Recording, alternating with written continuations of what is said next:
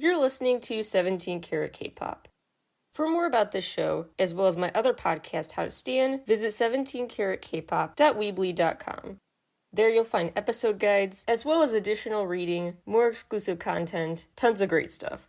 And never miss an update, an album review, interview, etc. by subscribing to the free newsletter, howtostan.substack.com. You could also become a paying subscriber on Substack, and that means you're supporting an independent creator and become part of a community, howtostan.substack.com.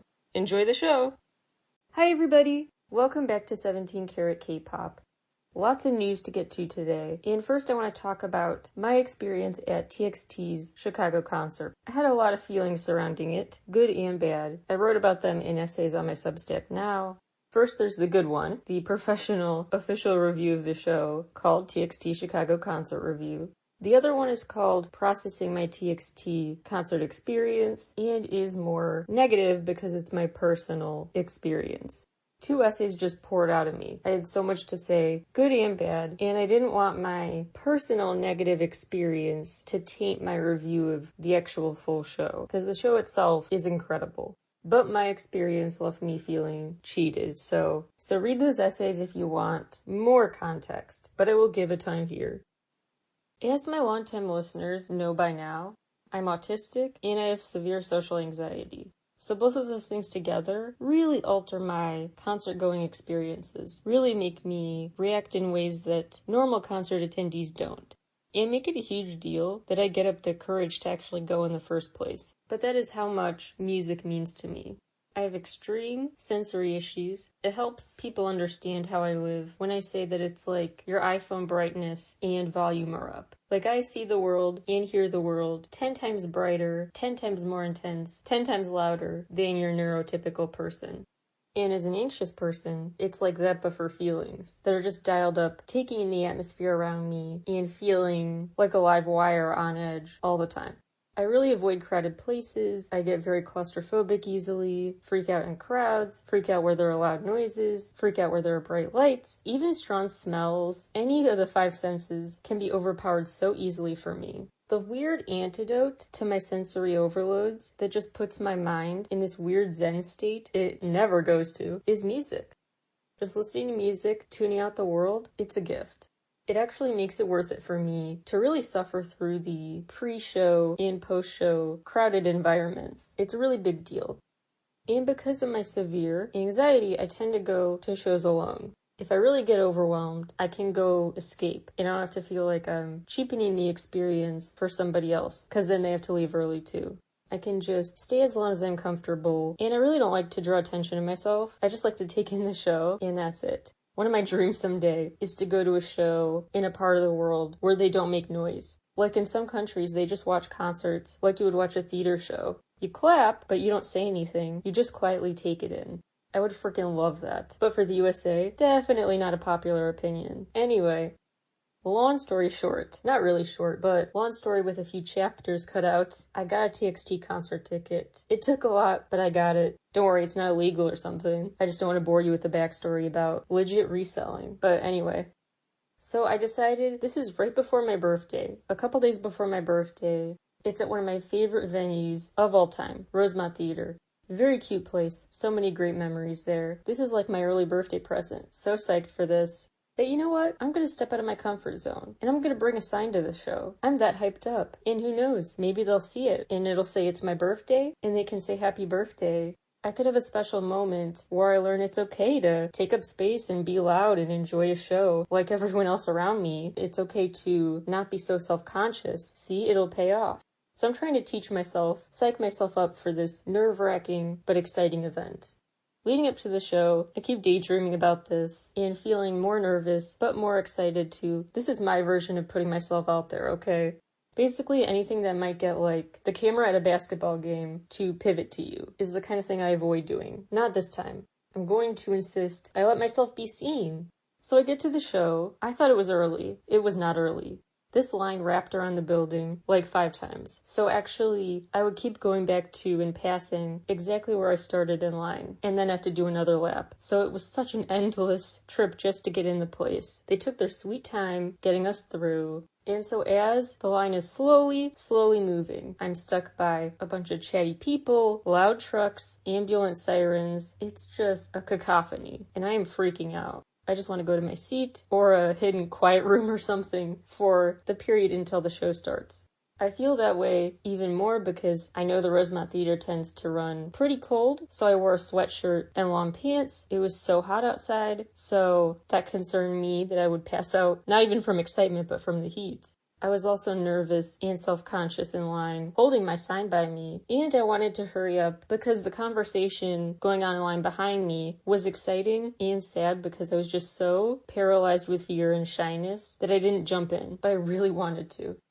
One of the girls behind me was asking her friends about 17. Really basic stuff. Like, so do they have set singers? And so I wanted to go into the whole diatribe that the 17 fan in their group went into about, well, they have the performance unit, the vocal unit, etc. But I didn't. Way too nervous. But I was just kind of stewing then. Because as this girl clearly is wanting to know more about 17 and sounds pretty impressed, I really wanted to just turn around, whip out a business card and say, you know, I have a whole frickin' podcast named after them with a lot of episodes dedicated to them that can answer all of your questions and more. But I didn't because I'm not that kind of person. Anyway, so I'm there kind of stewing and wishing that someone would just somehow learn without me having to say or do anything about my podcast. Didn't happen. Not good at putting myself out there. Not great when you gotta promote your own stuff. Anyway.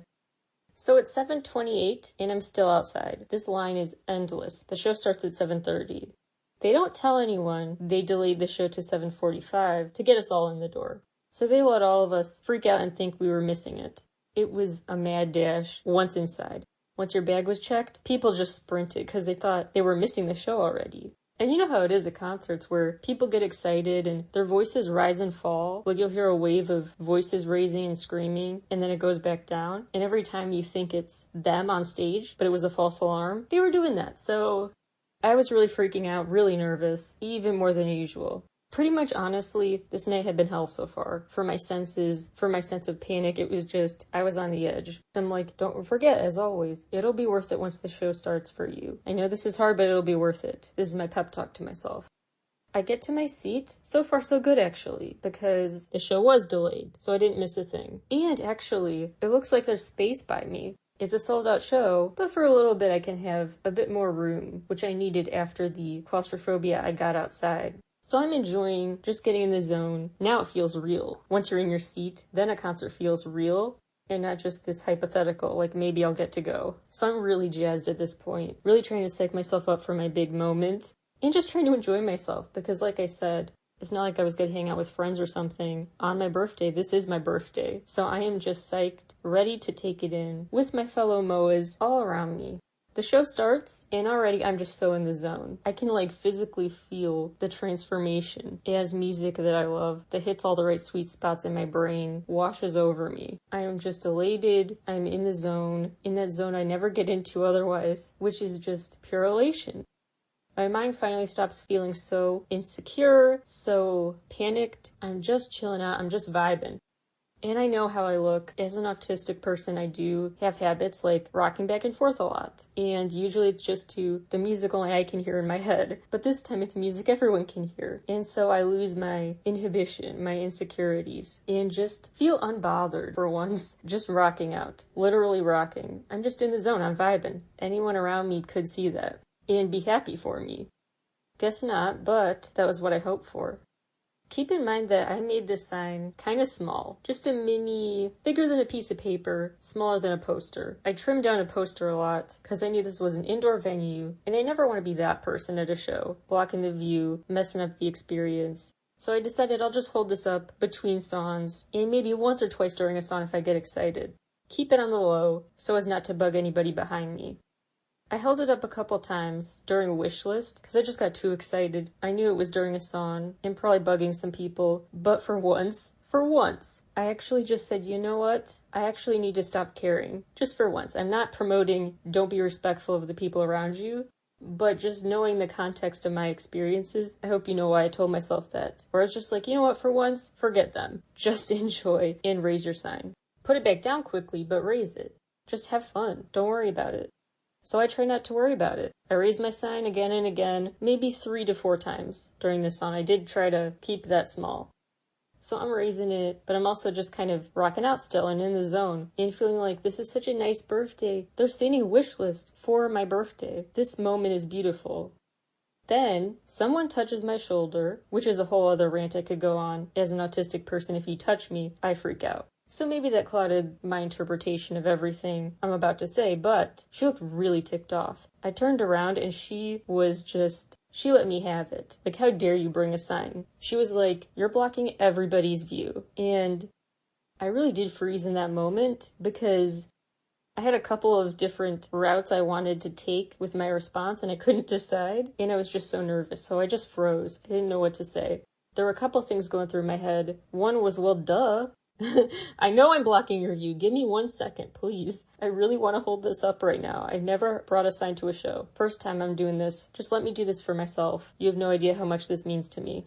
Second line of thought was just, no, I'm not. Just getting defensive, like, I'm blocking everybody's view. You know how many people came here with big cowboy hats to go with the Blue Hour music video cosplay? You know how many people are waving their light sticks in the air? There are other signs here. There are flags here. I'm the problem? Third train of thought was just, preoccupied, don't touch me. Fourth train of thought was just, this is what I feared. This is confirming my worst fears. Don't put yourself out there. Don't just have fun at the show. You messed up hope. Way to go. You ruined it for everyone.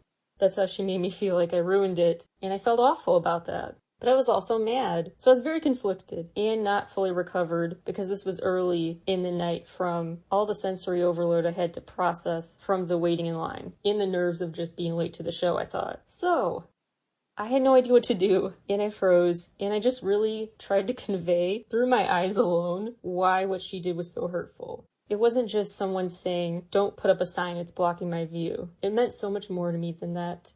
And so for her to ruin that for me, it was really a lot to process. And it felt so unfair.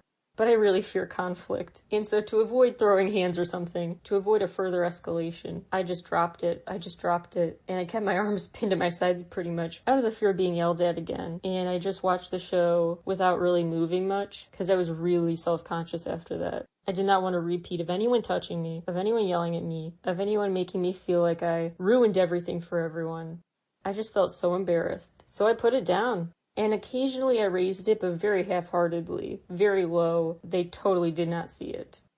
So I didn't get to hold up my special sign for more than 2 or 3 songs before I felt like this woman really made me feel awful about it. And it took a while during the show for me to get back to that very rare experience I crave, which is when my mind finally lets me take a break. When I finally get a little mental reprieve and can just enjoy a show and soak in the music.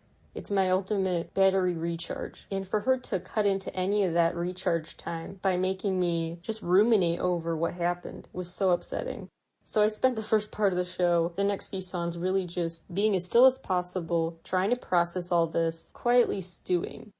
I kept telling myself, come on, Hope, you cannot let her ruin this special night for you. But it took me a while because then I spent time worrying that I was spending my time worrying, and it was just hard to stop thinking about. Finally, eventually I did, because the show really was spectacular. It really was. The way that they told a story, I elaborate a lot on this in my official review on Substack at howtostand.substack.com, because it really was their stunning performers. Truly, the choreography, the giant backgrounds, the ways they changed their vocal delivery, the ways through their body, through outfits, choreography, that they changed their whole persona right in front of you. They immersed themselves into a new acting role with each performance. They really are spectacular. They took me to those places mentally with music that I love. They brought to life the magical carnival of Blue Hour, the beautiful, soothing vibe of a magic island. They took me on a road trip with their fun Jeep, took me to the ballet with opening sequence. I felt like I was in the fires of hell for Puma, so it was just remarkable how theatrical and high production this was. I really am honored and grateful I got to go at all. So it really was a blessing just to go. So please know that I am very grateful. And I'm not going to let her ruin my review of the show and ruin that night.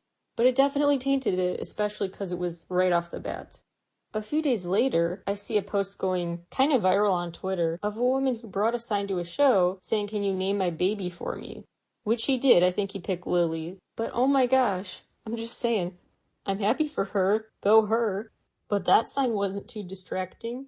But mine was, huh? Okay, now I'm really just witching and moaning here. But I mean, that was really hard to see because it was like, wait, so no one yelled at you to not ask them to do that? But I deserve to be yelled at because I had the audacity to hope for a casual happy birthday comment thrown in there? Oof.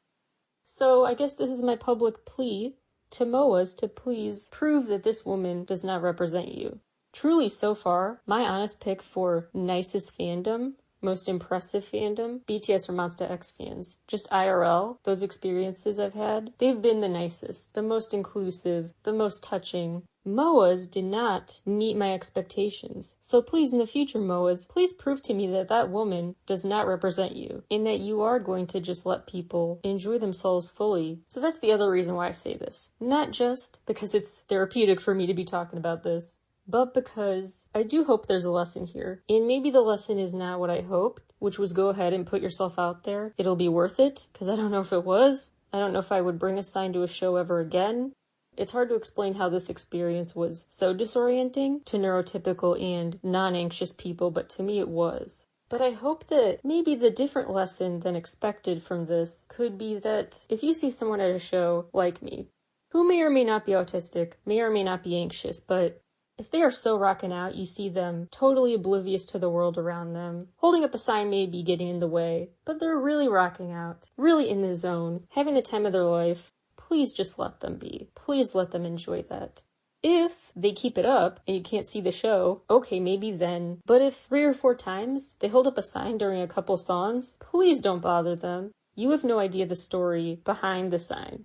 Behind what they brought, behind how they're reacting to the show. You have no idea what the show means to them. So just let them experience the show of their dreams and don't interfere so quickly. Don't jump to judge so quickly. Give them a grace period, please, to just enjoy themselves. Then maybe you can get mad if it's an excessive amount of time they block your view. But also, please don't respond angrily that they're ruining everybody's view. That's just unnecessary to make them feel that way. And probably not true, so that is just my plea for people.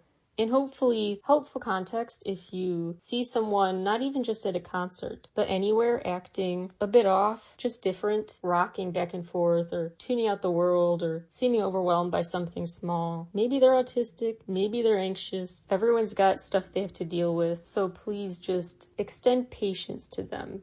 That's my moral of the day. Again, more on my Substack. The show gets an A+ from me. The experience as a whole, definitely not.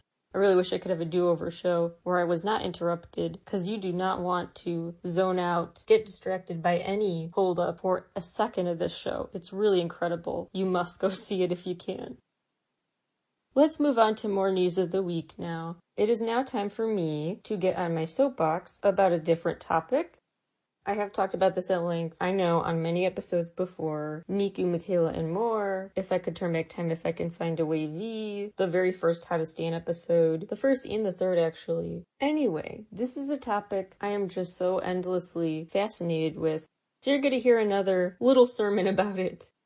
A new boy band that just debuted, called Superkind, has quite a bop for a debut single, called Watch Out. The whole video features a lot of glitching that seems intentional. Glitching in and out of this green screen-esque environment in front of a Roman Colosseum. Classic example of literal world building that K-pop artists do, right? Not exactly. Superkind has a digital member. 4 humans, 1 entirely virtual star, Seijin. He sounds like them. Clearly a human singing voice, and looks human, but nope, one of them is not like the others. As I've gone on about at length, like I said in those episodes of both this show and How to Stand, this has been done before.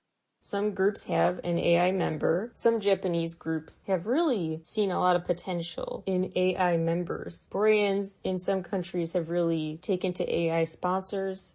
And as I break down in those episodes, it's quite normalized in some parts of the world to just have this be a part of the act. To bring puppets on stage and see the human underneath the puppet, to maybe see a voice actor. Seeing the person as they bring something 3D to life. In some countries, it's different than in the USA. In the USA, the second you do that, the second you show the man behind the curtain, people lose interest, and they feel like the whole performance now has been ruined. Whereas in other parts of the world, sometimes they just say okay and keep watching. It's just a part of the act, and they take it in stride. So whether you are uncomfortable by the introduction of AI celebrities, do keep in mind it is kind of based on your culture and geographics, your automatic view of how weird or normal this is. I mean, I wasn't too distracted when I was watching the Watch Out video, seeing them glitch in and out. That didn't ruin it for me. I just took it as part of their storyline. But then again, I do watch some AI artist work, so that may have normalized my viewing experience of that. But I'm curious what you think. Let me know your thoughts about Superkind in the comments of this episode. That will be the question of the day. As interesting and buzzworthy as this aspect of the group is, to have a virtual member, to me the most interesting part is the way they describe themselves as part of Web 3. Web 2 is about kind of the way we've grown up. People around my age, late 90s babies, we're Web 2 generation. Web 3, it's about decentralization, cryptocurrencies, the metaverse. That's the kind of concept that is viewed as the future of the internet.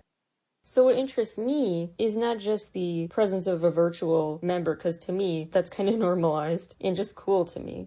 I don't have the concerns that others automatically do because, like I've said before, my extensive college research project was about these digital stars and their true impact, and the harms and concerns people have didn't pan out in my research, but I digress. Aside from already having kind of gotten used to thinking about digital stars, I think the more interesting, questionable aspect of Superkind is that it is dubbed like a Web 3 group. It is considered the first K-pop decentralized group, like totally made up of fans. Fans literally help make this group. So the virtual members' actions can be dictated by recommendations of fans, by the feedback in Discord. Superkind's website, pretty vague, pretty blank, but it does have a message describing the band as much more than a band. Quote, Superkind is a story world creation community, aspiring to be the world's first decentralized entertainment. We are not a fan club nor management corporation, but rather like a game. We wanted to find completely new ways to enjoy K-pop. While we love K-pop, we couldn't help but feel like it was becoming very typical. Unquote. Not sure how popular this group will become. I do think it will be not equally divided love across locations around the world because of what I've just described, of how much people have an instantly negative or neutral reaction depending on where they are to virtual stars. I also don't know if you should place your bets on this group's success or not because not everyone's on Discord. It's a relatively small user base. And it doesn't have the algorithmic incentives that other apps do that allow promo to spread like wildfire. So to find out about this group and to contribute, you have to really opt in. There's also that potentially backlash prompting last part of that statement, saying they were trying to do something different because they couldn't help but think K-pop today is very typical. Definitely disagree with that. I constantly find new and fresh K-pop artists doing something different. They're describing it like it's gone stale. I will write a 10-page essay for them about why it's not. Let's talk about another metaverse-related group. aespa continue to be truly I think, the next big K-pop female superstars globally. Relatively few K-pop girl groups have gotten the massive global acclaim of Blackpink and Twice, but I think aespa could truly be that, excuse me for this, next level. And they definitely are doing the soft power work and diplomacy to do that. They recently spoke at the UN's High-Level Forum for Sustainable Development. The vice chairman of the UN Economic and Social Council made a cute acronym with aespa's band name. All, equity or empowerment, sustainability or synergy, planet and people, and architecture. How's that for variety? The group also just joined Snapchat. Their new album sold over 806,000 copies on July 8th alone. In the first week, they sold a record-breaking 276,000 copies. They also broke girl group records with 1.61 million pre-orders and first-week album sales of over 1.2 million copies. Meanwhile, SM Entertainment continues to expand what it wants to be known for. They seem to want to focus now more on the visual components of what they do. So they have Studio Kwanya, a side company specializing in post-production, VR, visual effects for videos. They also recently opened up a YouTube channel specifically for performance videos. They definitely have some world domination plans that have probably been accelerated ever since EXO performed at the Olympics and proved SM Entertainment's potential, probably. Now let's talk about the latest live show updates. Kang Daniel has a concert that will be live streamed from Seoul August 13th and 14th, 6 p.m. Korean time the 13th, 5 p.m. the 14th. We.I are teasing their first world tour. The US leg starts September 15th in LA. They'll then go to Dallas, Houston, Chicago, Toronto, Philadelphia, and New York. More deets to come. We'll keep you posted.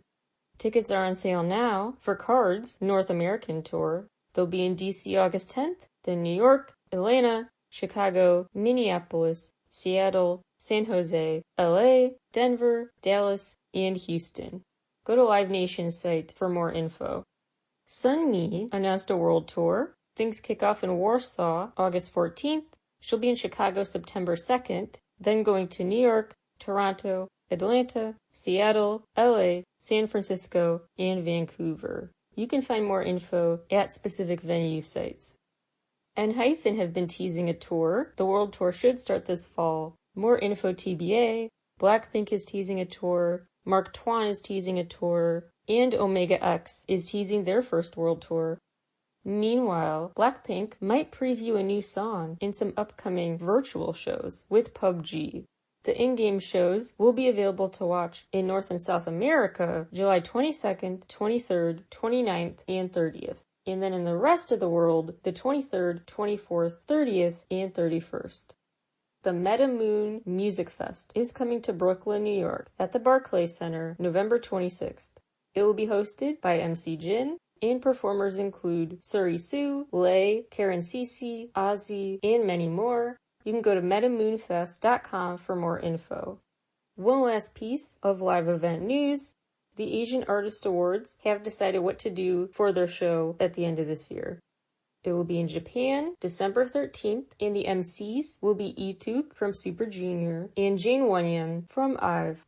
A recent exciting live event, performances at AnimeCon, including the US debut of a new Japanese girl group, SG5. SG5 is a group inspired by Sailor Moon. More info about what makes Sailor Moon such a cool character and so popular around the world in an episode of How to Stain I did called Sailor Moon, shameless plug. SG5 is called Sailor Guardian 5, and they are an, quote, intergalactic pop supergroup that protects the universe from evil, injustice, and negativity, unquote. That last part, battling negativity, really fitting actually, because some of the new members were previously in this group named Happiness. But then on the other hand, one member was a part of Ice Cream. Some interesting tidbits about this group that have come out. It's co-managed by LDH Japan Inc. and 360, which has a lot of North America famous clients. So I think their focus will be quite USA-based and Japan-based. 2, Blood Pop is working with them on their debut album. He's worked with so many big names, probably most well known for his work with Lady Gaga, a titan in the industry. Blood Pop is so well known for working with A-list only, pretty much. A new exciting era for Sailor Moon fans. And, speaking of new exciting eras, Jessie has left P Nation. It's sad, but I really think she's really not at her career peak yet. She's still getting there. I mean, she probably did like a decade's worth of networking the night of J-Hope's album listening party when the whole K-R&B, K-hip-hop circuit decided that was their new prom basically, and they all came. Lots of chances to link up with people for future collabs there. Very excited to see what comes of that. Anyway, so I think she has a lot going for her still, which is why I'm not so upset about this. She was P Nation's first artist back in 2019 when they started. but her contract just came to an end and she decided not to renew it. Her Instagram statement made quite clear that there are no hard feelings, and she really just needs time to chill before getting back into music, saying she hasn't taken a break since 2005. So please give her some slack right now, and know that I really do think the best is yet to come. An apt phrase to use here, because I can't help but think about BTS going on a break. I know obviously a bunch of different specifics make those situations totally different, but I was just reminded about the times BTS has said, we haven't had a break since blank, and she's saying that about 2005. I mean, the lengths of time these artists go through without a break just for family, friends, relaxation, it takes a toll, and I think we gotta remember that. And I hope this becomes normal. Artists should tell us, it's been this long since I took a break, and maybe then put public pressure on these companies to give the artists more breaks. Just a thought. Maybe the pandemic has forced them to slow down, realize how much they've benefited from slowing down, and encourage them not to go back to a time before they learned to prioritize themselves. I just feel like this moment is kind of a milestone marker, maybe a new era for K-pop openness, about going on breaks not just for mental health, but for just the sake of needing to. Everyone needs a break. And hopefully now they feel more comfortable asking for a break than ever because some of the biggest stars have done so and the fans have still stuck around. And I guess if you want to talk the company's love language, you can phrase it like this. When they get back, not only will the fans stick around, the money will stick around, the merch buyers will stick around, the concert ticket buyers will still be here. Speaking of BTS, they had a really cool event on my birthday, no less, called the BTS Global Interdisciplinary Conference. This was in Seoul. It's actually the third year it's run, and I'll link to some more interesting info about the event on my site, where scholars come together and talk fandom studies and applications for BTS's layered work. So cool. They had panels called things like The Healing Message of Bangtanso년단, Co-designing a community-based curriculum with ARMY, Understanding misinformation in the context of fandom through an escape room, ARMY in Asia, an encounter with BTS as experts in language, plus a roundtable discussion about Aka fans, which had me, my sociology and fandom studies self, nerding out. In case you didn't know, Aka fans are basically kind of researchers, but they're also fans. So like when I research and report on ARMY or another fandom of which I am a part, when I'm actively involved, talking about how that works and how you still maintain credibility as a researcher, that's what being an Aka fan is kind of like. Anyway. It sounds like a beautiful message with the theme of the post-pandemic era, welcome to the new humanity. Beautiful mission statement from the event. Quote, this conference seeks to bring together academics, fans, practitioners, and artists in a supportive and inclusive space to share research that will expand the possibility of the new humanity. We wish to share dialogue and reflection, respect each other's dignity, form new friendships, and forge a renewed sense of community. Unquote. If that's not what ARMY's all about, I don't know what is.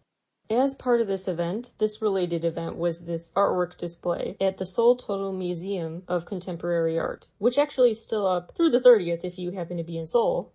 It's an art show plus a cafe with the theme of Beyond the Scene, featuring artwork from 22 different Korea-based artists.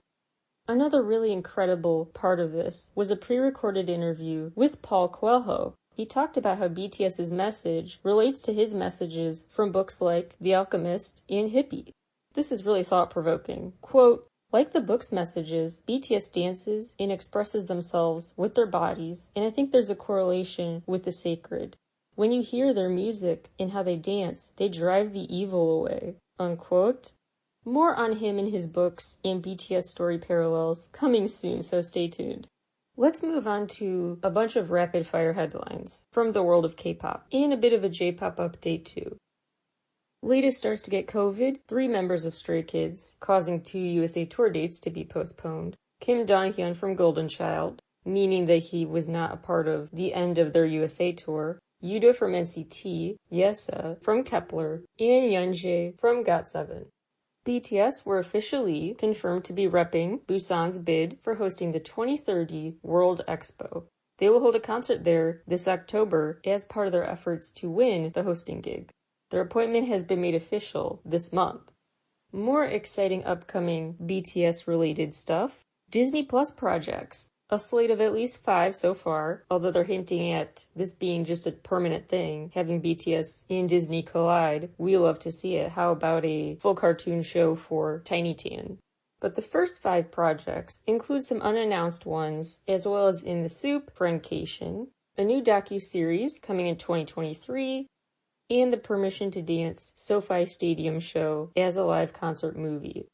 17 updates. They are the first K-pop act to be a part of MTV's We Speak Music campaign. The theme is Music as a Universal Language. They also released the video for Cheers, and by the time this episode is out, the video for World also will be here, and the full repackage, which continues to chart so well, and it's certified double platinum in Japan, and is the group's first album to spend 5 weeks in the Billboard 200 albums chart.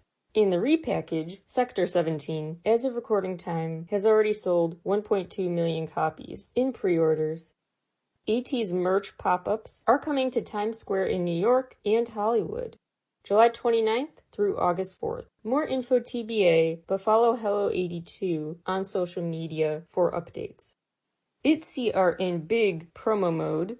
Their new album and video premiere, the Mnet comeback special, an appearance on MTV's Fresh Out, a slate of Spotify exclusives, capping it off with This Is ITZY, Behind the Music, a Spotify release coming July 22nd. The same time, they will be on Colbert. You can tune in for that performance at 9 p.m. Eastern Time, 8 p.m. Central Time, 6 p.m. Pacific Time, this Friday on YouTube.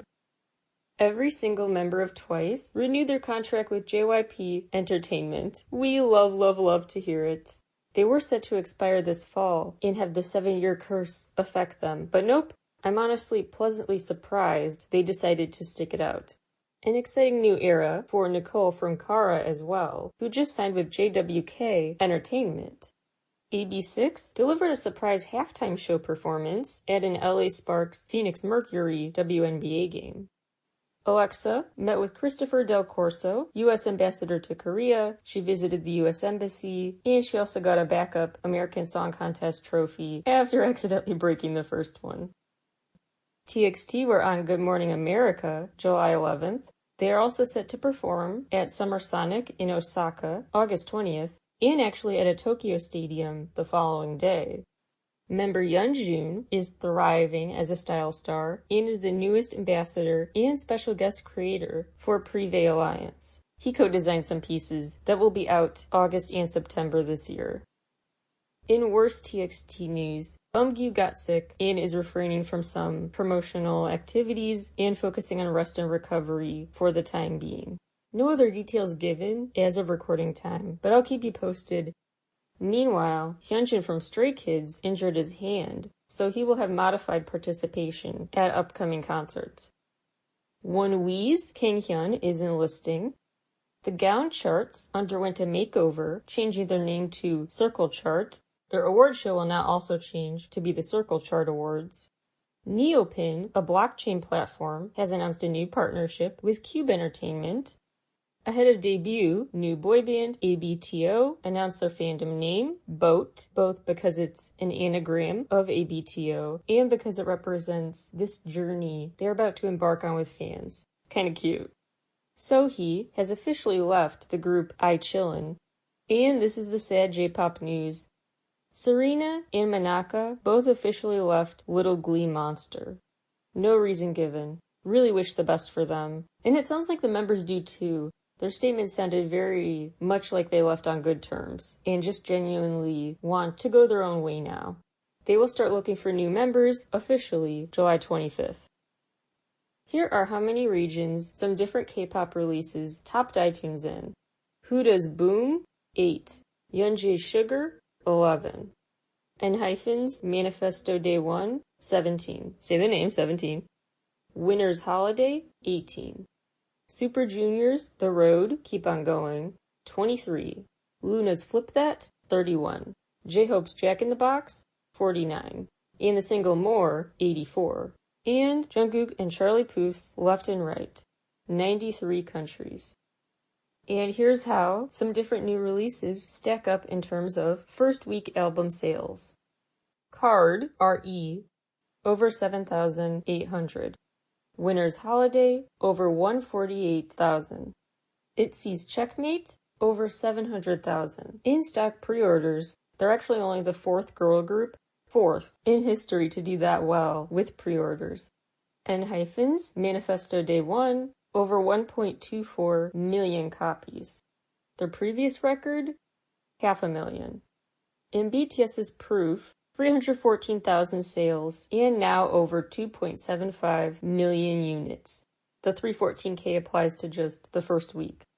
Lisa from Blackpink reached 80 million Instagram followers, and her song Money now has 500 million streams. Nayeon is the first Korean soloist to ever get an album in the top 10 of the Billboard 200 chart. Blackpink's Do Do Do Do is the first K-pop video from a group to ever reach 1.9 billion views. Call me crazy, but I'm pretty sure it'll reach 2 billion by 2023.